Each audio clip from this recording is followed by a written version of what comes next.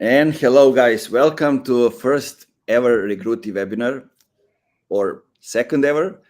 But today we're going to talk about an interesting topic, which is called What the CV Doesn't Tell You, and spotting interpersonal skills early. Let me picture you a situation. If a developer has a PhD in software engineering, 10 years of experience, and a rich portfolio of React projects, chances are they'll do a solid job in a React role, right? But what if you're hiring for a sales position or a team lead or someone who'll need to navigate complex groups dynamics? Does a glowing reference guarantee someone will be actually a great manager? Does a top university degree mean that they know how to connect with clients or earn the trust of the team? That's where things get trickier, right? And in this webinar, we'll explore the part of hiring that resumes cannot capture, yet often matters the most. So who's going to be talking with you? We have founders of Recrewty. Their name are Radoje and Danilo. And let me tell you a little bit about both of them. Radoje Cerovic is a HR consultant, TEDx speaker, someone with 25 years in executive hiring and business culture, and somebody who I like to listen a lot when he talks about all these things, because he has great examples and knows how to explain things really in a simple way so everybody can understand. 25 years of experience can do that to you, right? And Danilo Djukanovic is a CEO of Recrewty, AI in psychology researcher, and somebody who's been working with Radoje for years, closely with him, with companies, and I'm sure they will deliver on the topic and give you a lot of insights. So welcome everybody once again. Please feel free to write comments, ask questions, and I will disappear now and leave you to Radoje and Danilo. Thank you very much. Thank you very much, Nemanja. Yes, actually, as Nemanja mentioned, we are going to talk about spotting and understanding what's under the hood, what's behind the external appearance of our candidates. How can we find out what's there behind? Now, the real problem is that we need to be aware as observers, as managers, as recruiters. We need to be, first of all, extremely aware of one of the most important, most prominent aspects of human being is that we are deeply subjective. We are deeply subjective and we are deeply emotional. This is why all intuitive elements that we might use in order to try intuitively by gut feeling to understand who are we dealing with are absolutely lacking of quality and predictiveness. Just let me tell you one thing, that it's much more than one might expect. It's true that in the last 20 years, the psychology have discovered the area of heuristics, of prejudices, of biases, etc., etc. But mostly when we talk about this, we think about racial prejudice or we think about the gender prejudice, but there's much, much more. It's something that is far more complicated. Think, what is the most important assessment you are supposed to do in your life? The most important choice. Arguably, it's the choice, who are you going to spend the rest of your life with, right? Who are you going to marry? Who are you going to stay with for your entire life? And maybe create a family. Well, this element, this evaluation is something that requires extreme attention. It's intuitive to think that one should think twice before doing this or choosing in this area. However, what we don't do is thinking. We are deeply connected emotionally with these choices. These choices are based on instinctive elements. These instinctive elements make us, the person, appear in a certain way, and we will never be able really to understand and assess what's going on behind. If this is happening in such an important personal decision such as a marriage, you can imagine once you are assessing, even if you're a really trained interviewer, you are likely to make huge errors and mistakes in this evaluation. Let me just tell you one thing. Recently, me and Danilo were helping an automotive industry to find some important middle management resources. And we've been there, you can imagine, 6 members of commission, 3 trained psychologists, experts in job interviewing, 3 representatives of the company, high-level managers with huge experience in management. And we were assessing the group of 10 candidates. Among them, one was the top of the class. We were absolutely sure that this guy is the right choice for us, that nobody can respond to the needs of the company more than him. He was brilliant, he was concentrated, he was very much on point with his answers, and he was even proactive in his suggestions during the interview. However, then we almost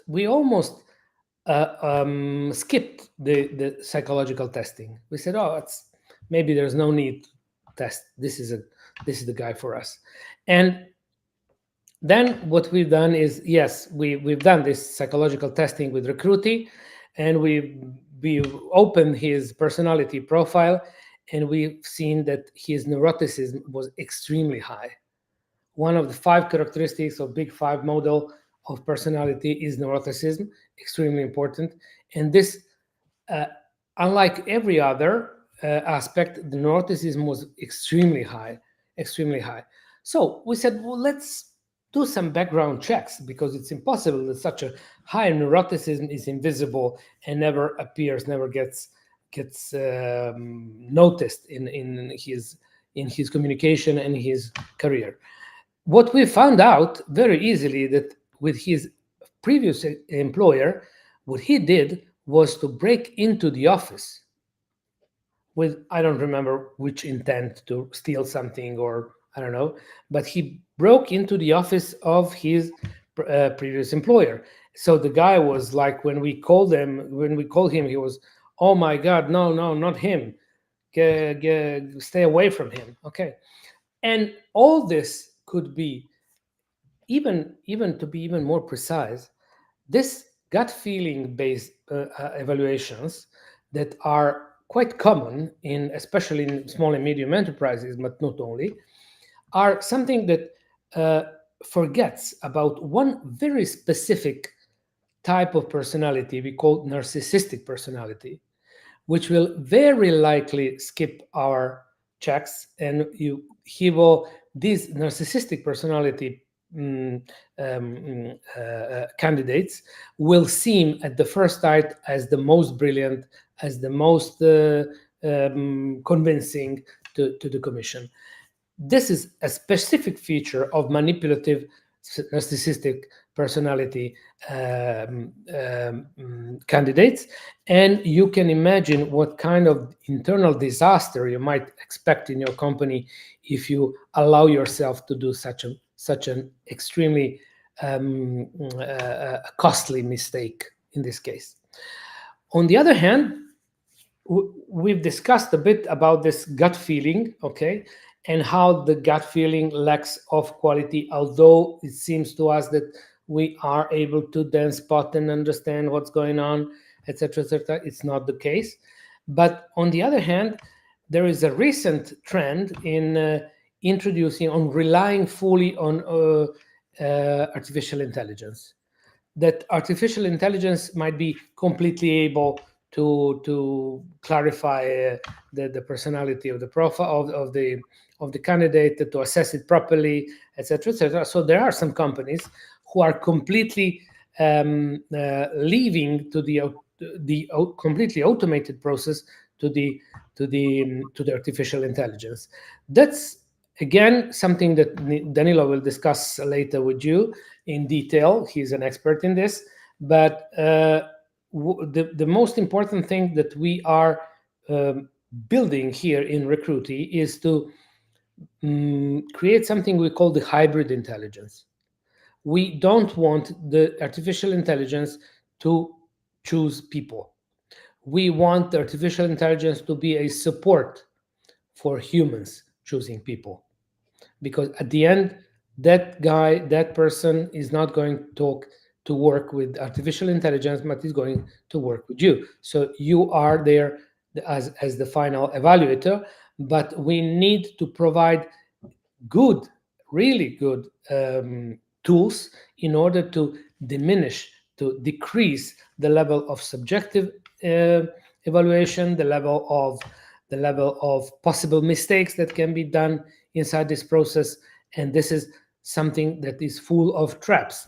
And obviously, Danilo has a lot more to say about these topics. Danilo? Yes, I'm here. Thank you very much, Rade. If I can ask our moderator Nemanja to share the presentation and to push it for us, so I can start with my part.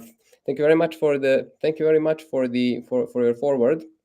While Rade speak a bit more about the traditional methods and about what works and what not in let's say human based methods in an interview, in the let's say dangers of approaching just relying on the gut feeling, I will put more attention to what tools are used today, or rather what tools are going to be used in the future.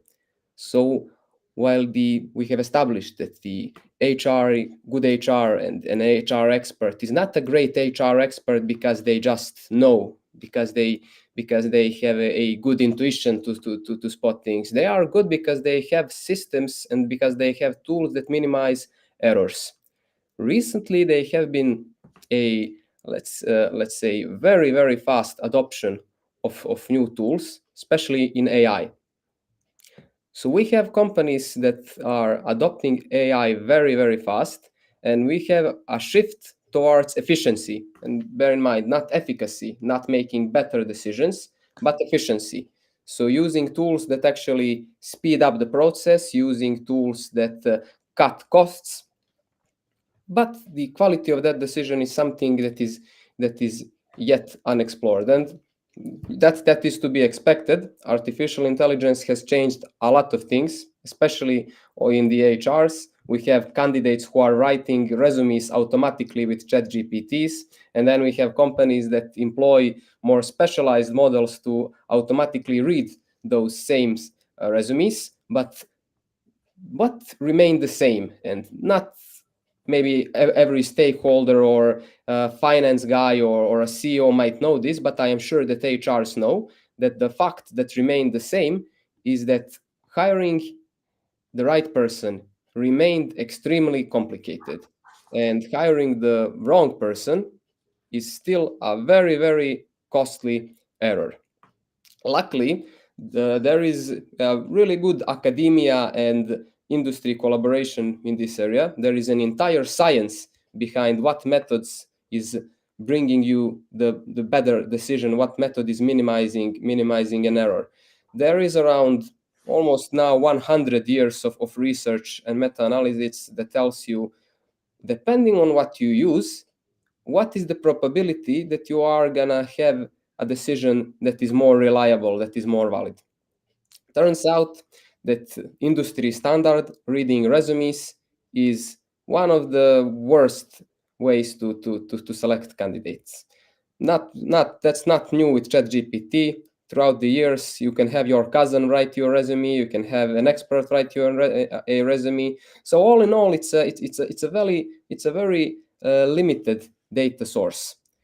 On the other hand, what Rade mentioned through examples, and I can share the data here, unstructured interview, so relying on the gut feeling, relying on just chatting with the candidates and estimating what kind of a person they are, is actually also not better a lot than reading resumes.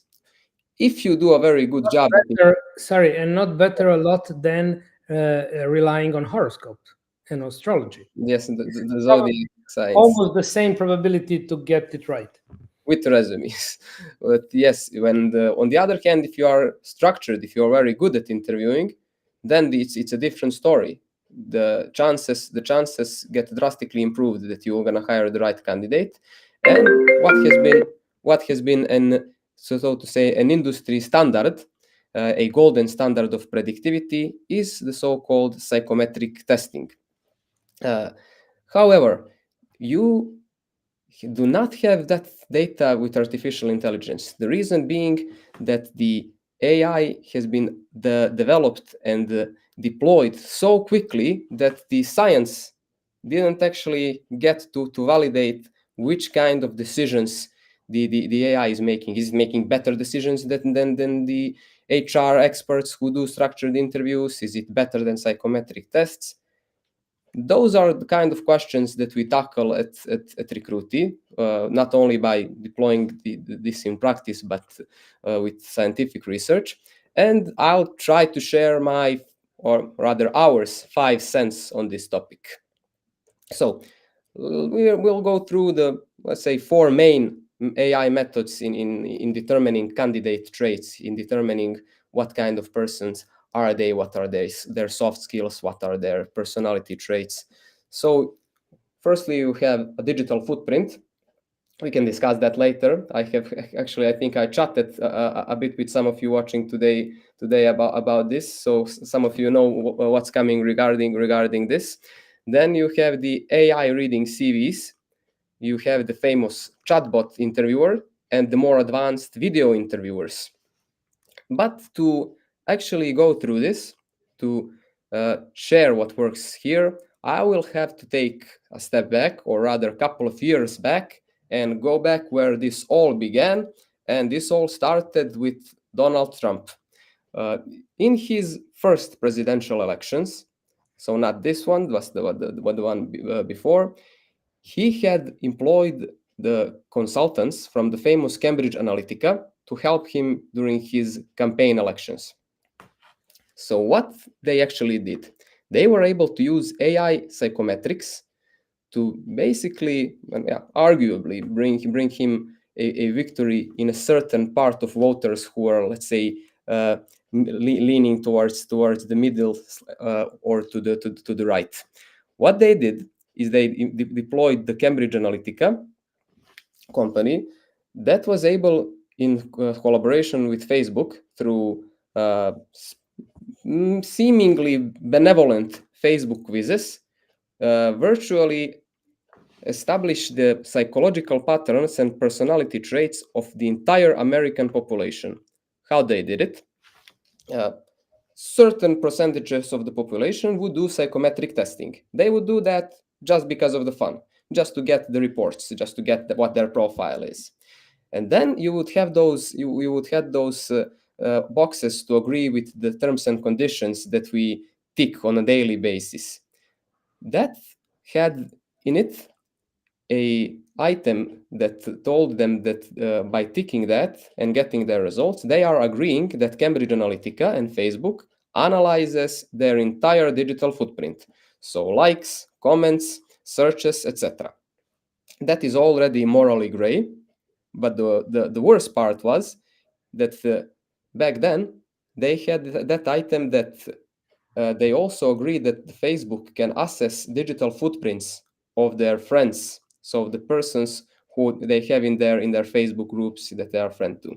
So if, for example, Rado did a psychological test and wanted to have his report, he would give Facebook in my name the compliance to analyze my data.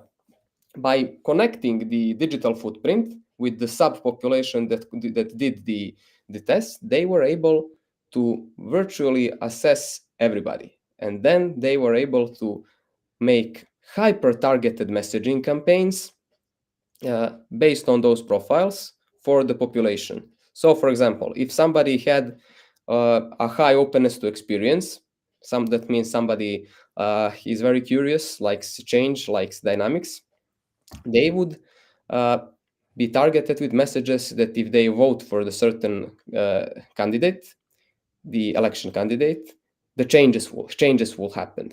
On the other hand, if someone was high in neuroticism, they would be messaged with commercials that if they do not vote for this candidate, something terrible will happen.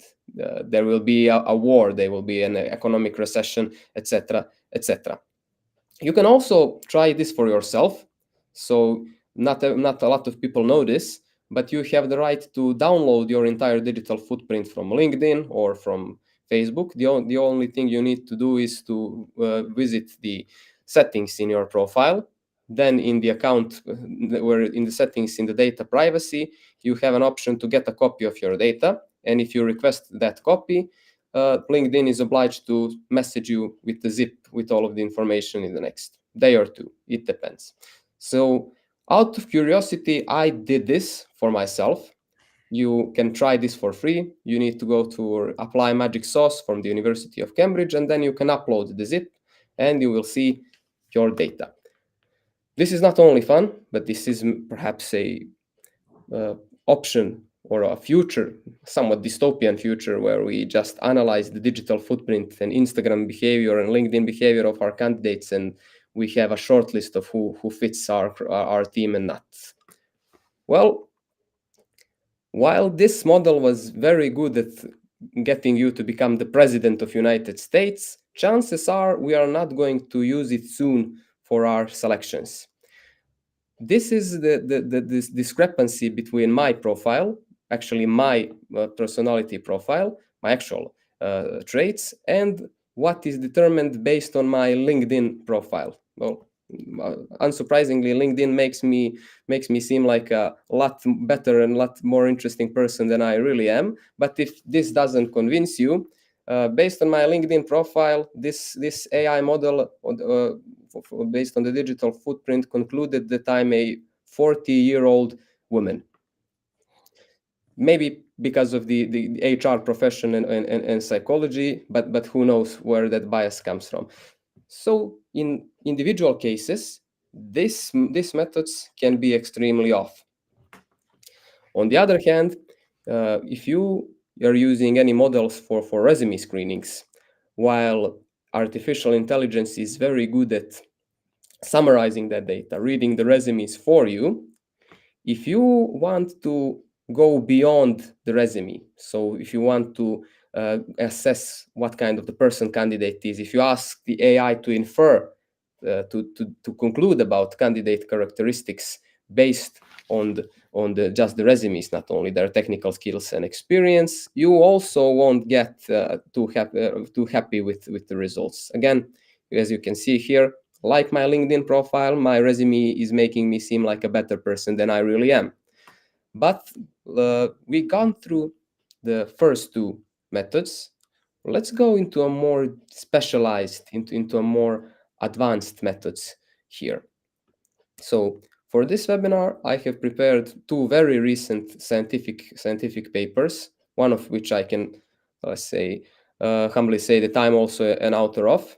So three of the methods that are currently being used to make hiring decisions, we can say, that are of high quality is human expertise judgment, artificial intelligence, and then we have psychometric testing. And I have summarized these two papers, one of them being a meta-analysis conducted by Will, Krpan, and Lordan, and the other one is a recent paper on chatbots and tests that is published by myself and my mentor from the postgraduate studies. And I have, let's say, try to compare these three methods onto four criteria. Efficacy, so how fast, how efficient the method is. Performance, or how connected the method is with the quality of the decision. Is it getting you better candidates? Bias, and candidate experience. So let's try to get through them. What do these methods say about how can they help you to spot candidate traits early, even before the interview? So for efficacy, there is no doubt. AI is the king of this criteria. They can analyze the data very large amounts of data very quickly. Human judgment, takes the second place. While psychometric testing, although very, let's say, long process that can give you deep insights, but honestly, it actually prolongs the process. It makes it more complicated. On the other hand, if we see the performance, we will see that artificial intelligence and human expertise are tied. So there is honestly up until now zero evidence that artificial intelligence is making better decisions than human experts. And psychometric testing still remains a golden standard for this. And an interesting finding was regarding the bias. Usually, when you speak to the compliance teams, when you speak to the let's say doomsday speakers or any skeptics, the first things that they will say is that they are very worried about AI discriminating. It turns out that on the very large number of scientific papers, of actually scientifically valid tracking of hiring processes, AI is actually a lot better than in being unbiased than humans. So artificial intelligence, while it might make mistakes based on the source of the data, it might make those very funny mistakes like it made with me. It actually will never be as biased as humans. It will never have, let's say, racial or religious or gender biases that the humans might have on a more grander scale. But even in a more subtle scale, artificial intelligence, as my mentor would like to say, artificial intelligence will never throw the last 3 resumes in the garbage bin because it has been too long of a day and they really want to go home and rest. So the AI is actually, yes, prone to making mistakes, but let's say more homogeneously with all the candidates. It won't have double standards. It's even, that's what we recently uncovered in selection settings, AI is even less biased than psychometric testing. So in psychometric testing, your HRs know that some candidates might want to appear in a more positive light. We call that social desirability bias. Artificial intelligence, on the other hand, conversational chatbots, so the chatbots that speak to the candidates, it's actually pretty good at being consistent, at let's say seeing through somebody's attempts to be put in a more positive light. Bear in mind, even though it's more consistent, it is still not better at predicting job performance than testing. And on the last criteria here, the candidate experience, then here is where the script is being flipped. Candidates, of course, prefer the human touch. They prefer they have, it's more natural to them. They feel that they have more control over the process. They really hate interacting with AI, especially if it's one directional. I'm not sure if any of you had experience with calling customer support that is AI automated or machine automated. Specifically, in my case, I'm talking about Ryanair customer support. But if you had done that, you would completely understand this candidate preference. On the other hand, psychometric testing is pretty balanced there. Candidates are pretty used to it, but still really prefer the human touch in the selections. So what all of this means for us? In our approach, we think that the future is still humans and machines and tools.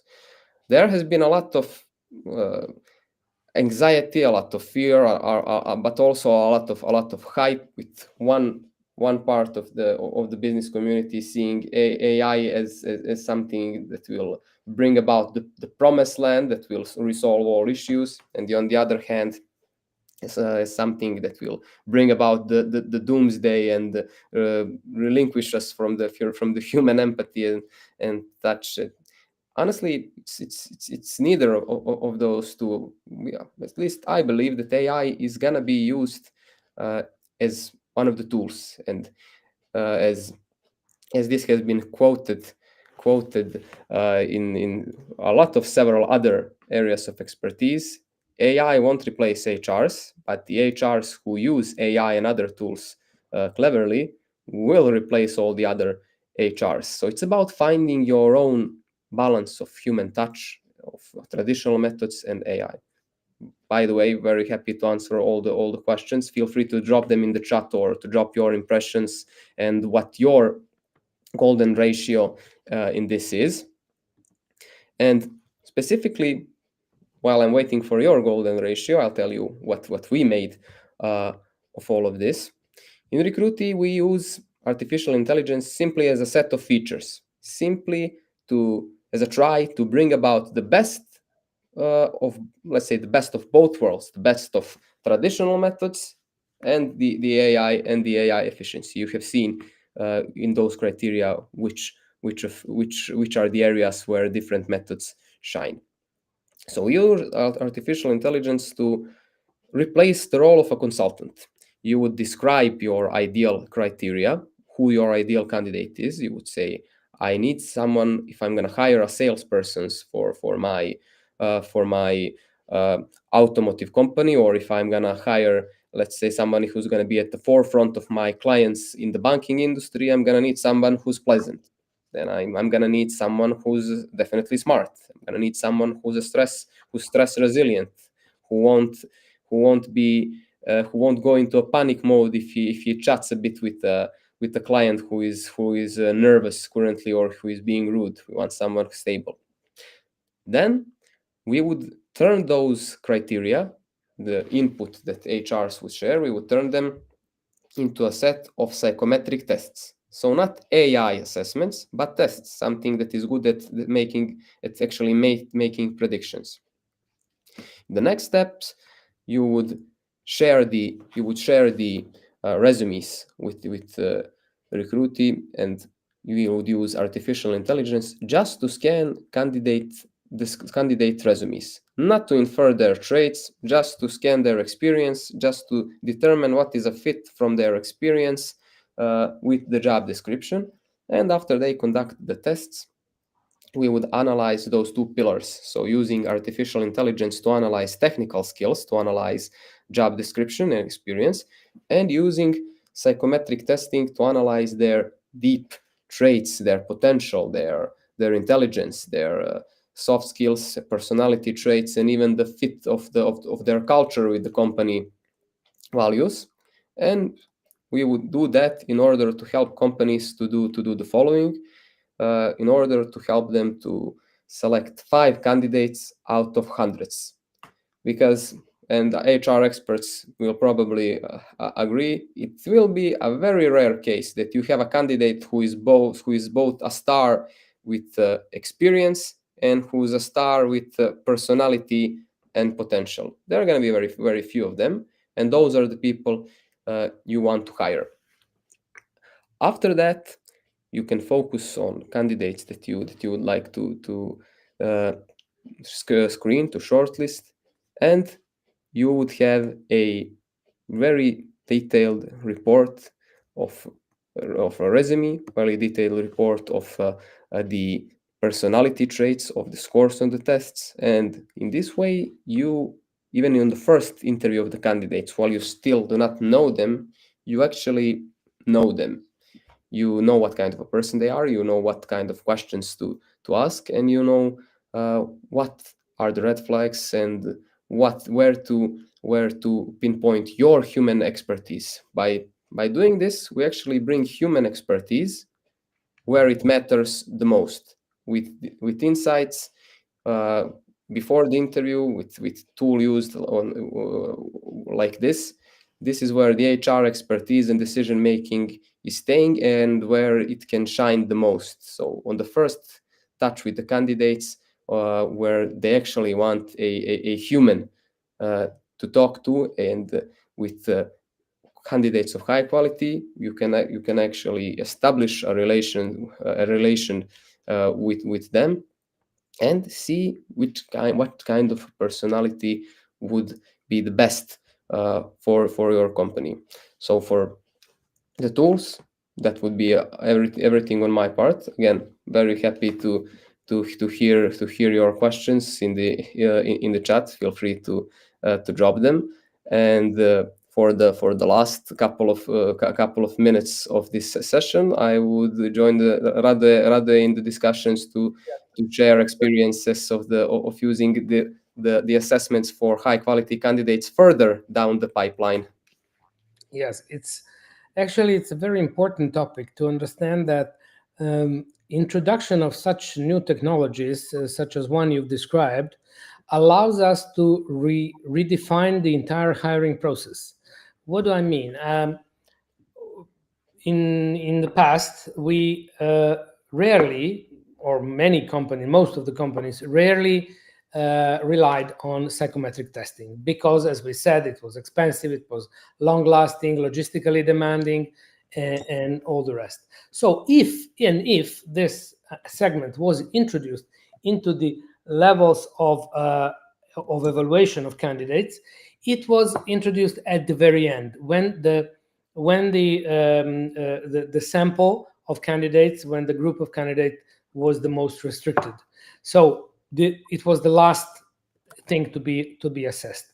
Since now we have a completely different situation, we can think of a completely different pipeline where you can put psychometric testing at the very beginning. Immediately after the CV screening, you can put the psychometric testing at the very beginning, so you know that from that very moment, you know that the most predictive of your efforts has been done to the almost entirety of the population that presented of candidates that presented to your selection.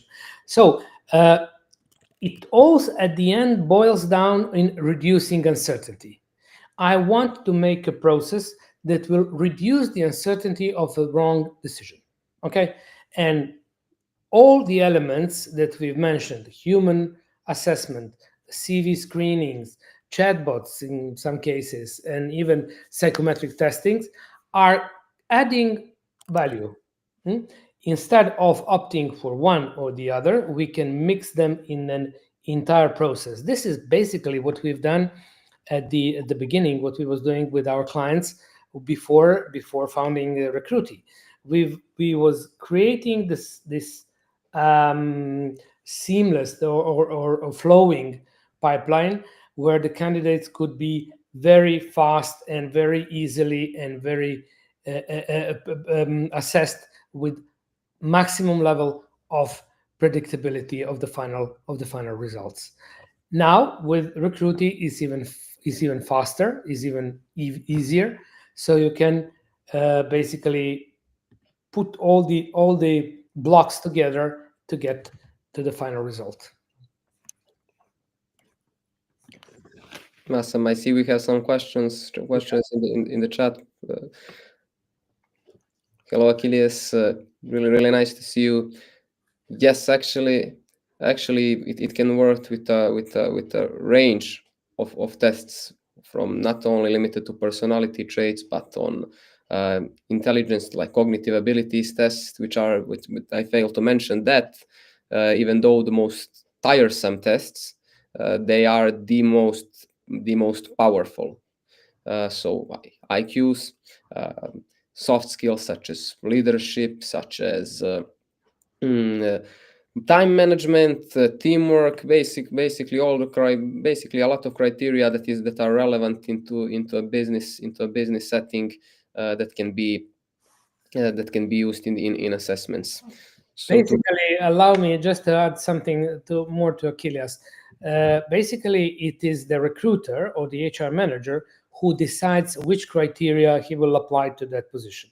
So it's highly customizable. You will anyway get the Big Five profile, which is an important insight.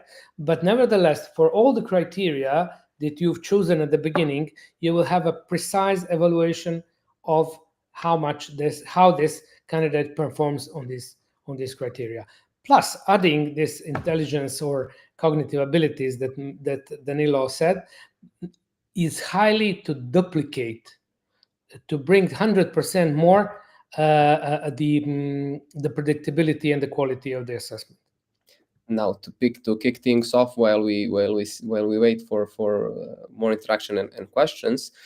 I also saw some people join here that are from our clients using Recrewty. So to share some insights with them on what we have been doing with shortlisted candidates in our experience. So once that you have 5 to 10 top performers, how can you, based on their soft skills, based on their abilities, how can you determine who should be the ideal employee out of 10 of them? As Rade mentioned, we used to have a pipeline.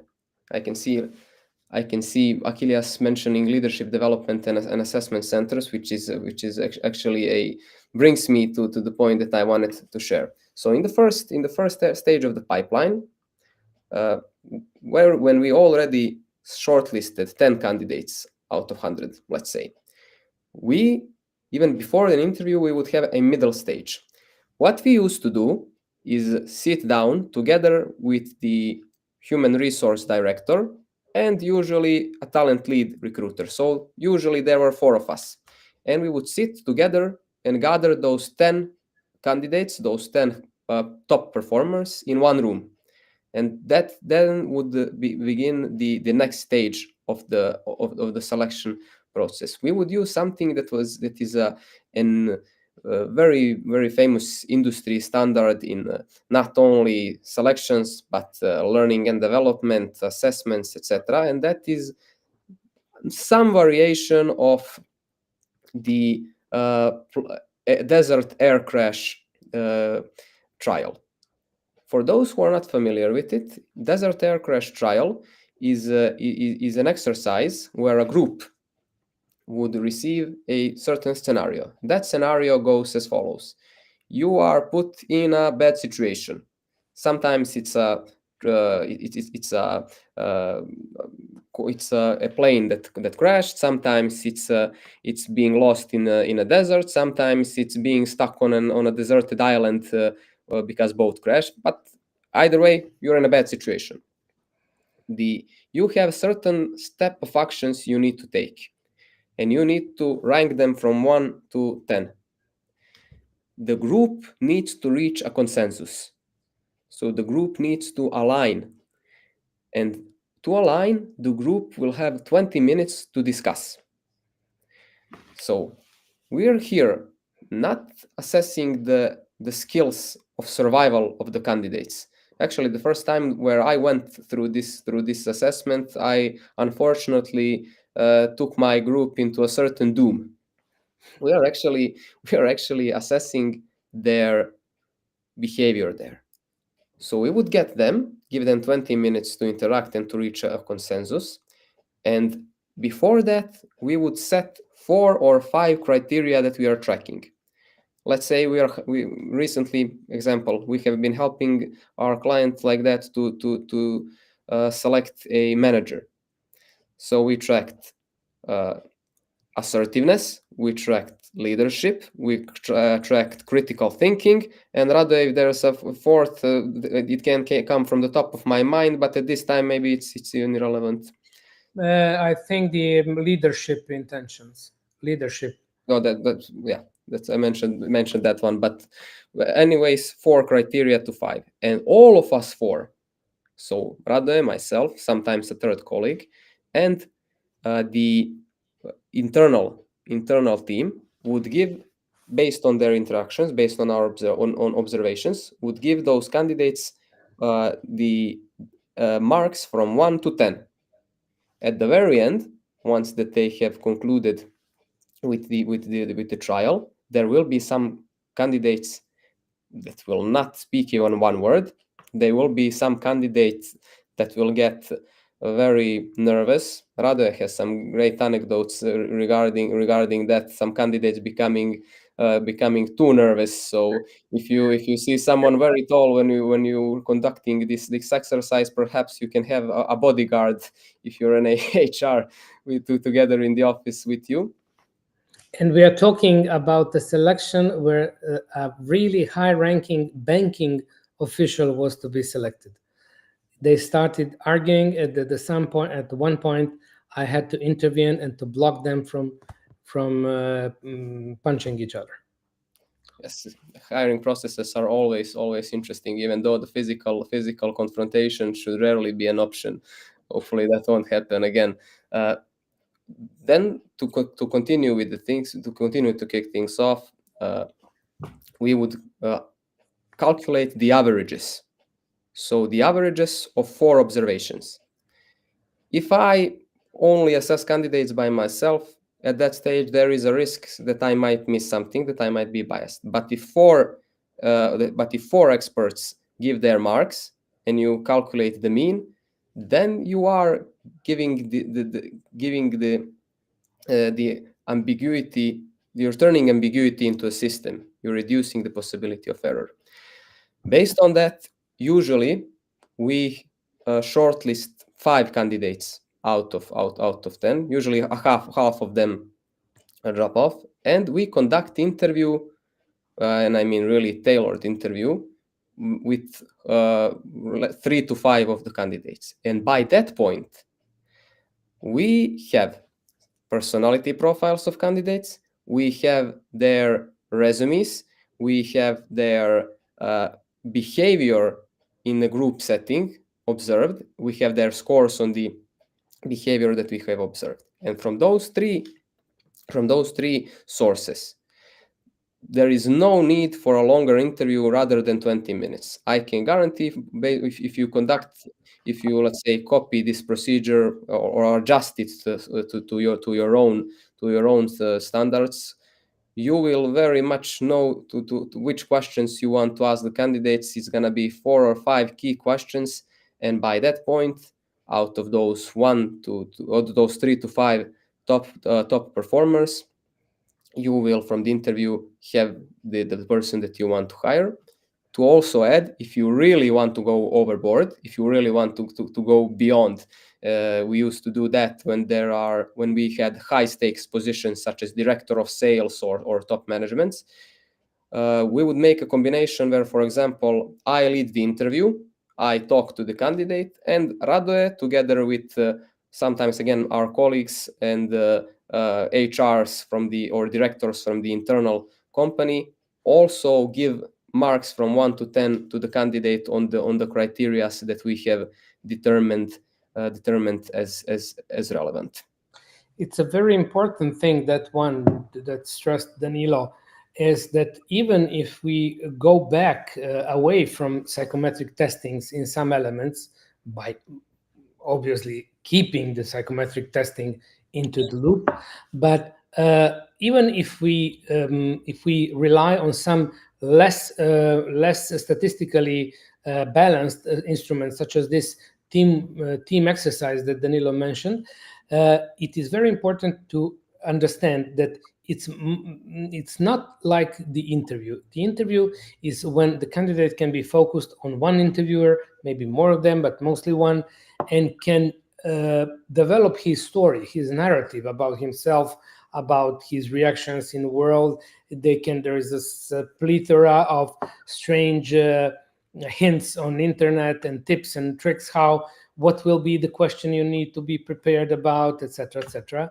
And all this is I would say a bit of a theater. Okay, once you put the people in a real group interaction, in a real team setting, and you make them assess in a multi-assessor manner, more assessors independently assessing on a previously agreed set of criteria, then you make it turn.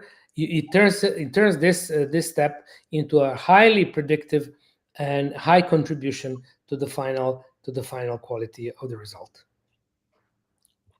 Awesome, thank you again very much, Rade. To conclude things off for the last 8 to 10 minutes, I believe so. Again, excited to hear your questions. If you're interested in finding out more about how Rade broke up a fight with the top managers at one selection, or if you're interested more in any particular tool, just drop us a chat here. Other than that, I will just thank you all for the for the presence, for taking the time to spend this wonderful Tuesday evening speaking with us about hiring processes and about how to select candidates in very complex roles. It has been our pleasure, and we have certainly enjoyed it. I hope you did too. To conclude, if there's one highlight from all of the things we said, is that selecting candidates for the roles where interpersonal skills matters is about using the right procedures, about using the right tools, about going from gut feeling to minimizing errors with the right procedures. This is something that works for us. Happy to hear what worked from you. Again, thank you for everyone present. Thank you, Kilis. Thank you very much from my side. It was a real pleasure, and I hope to see you soon and discuss these topics in some further settings. We'll stay for 5 minutes more in case there are more questions, but in case there aren't, we wish you all a pleasant evening, and feel free to drop us a DM for LinkedIn if you want to chat more with us, or if anything you hear interested you more to hear on one-on-one sessions. Rado and I are more than happy to chat and book a call.